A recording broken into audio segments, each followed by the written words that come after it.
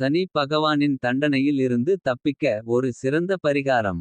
7 தலைமுறைக்கு முன் செய்த பாவங்களும் இந்த தலைமுறையில் நீங்கள் செய்த பாவங்கள் அனைத்தும் தீருவதற்கு ஒரு மிகச் சிறந்த பரிகாரம். ஒருவர் செய்த பாவங்களும் அவருக்கு பூமெராங் ஆகி திரும்ப கிடைப்பது. அவருக்கு ஜாதகப்படி மோசமான தசா புக்தி நடக்கும் காலங்களில். அல்லது அஷ்டமச் சனி ஜென்ம சனி நடக்கும் காலங்களில். சனி பகவான் தயவு தாட்சண்யமின்றி கொடுமையாக தண்டிக்கிறார். ஆண்டவனுக்கு தெரியும் நமக்கு எது எப்போ கிடைக்கணும்னு. மேல நடக்க வேண்டியதை பார்க்கலாம் பாசு. இதுக்கு மேல நீங்கதான் ராஜா. கலக்க போறீங்க. இது எல்லாமே சனி யால அவஸ்தை பட்டவங்களுக்கு நல்லா புரியும். மத்தவங்களுக்கு ஒரு காமெடியா தெரியலாம். கீழே கொடுக்கப்பட்டிருக்கிற விஷயம் யாரும் சனியோட கடுமையால பாதிக்க படக்கூடாதுங்கிறதுக்காக. ஒரு சித்தர் பரிந்துரைக்கும் மிக எளிய பரிகாரம். பச்சரிசியை ஒரு கையில் அள்ளி அரிசியாக அல்லது அதை நன்கு பொடி செய்து சூரிய நமஸ்காரம் செய்துவிட்டு.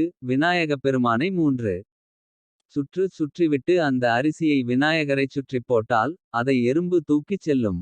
அப்படி தூக்கிச் சென்றாலே நமது பாவங்களில் பெரும்பாலானவை நம்மை விட்டு போய்விடும். வன்னி மரத்தடி விநாயகராக இருந்தால் அது இன்னும் விசேஷம். சனிக்கிழமைகளில் இதை செய்யவும்.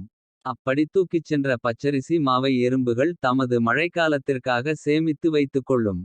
எறும்பின் எச்சில் அரிசிமாவின் மீது பட்டதும் அதன் கெடும்தன்மை நீங்கிவிடும். இந்த பச்சரிசிமாவை சாப்பிடுவதற்கு 2½ வருடங்கள் எடுத்துக்கொள்ளும். இப்படி 2¼ வருடங்கள் வரை எறும்பு கூட்டில் இருப்பதை 33 கோடி தேவர்கள் கவனித்துக் கொண்டிருப்பார்கள். 2½ ஆண்டிற்கு ஒருமுறை கிரகநிலை மாறும். அப்படி மாறியதும் அதன் வலு இழந்து போய்விடும்.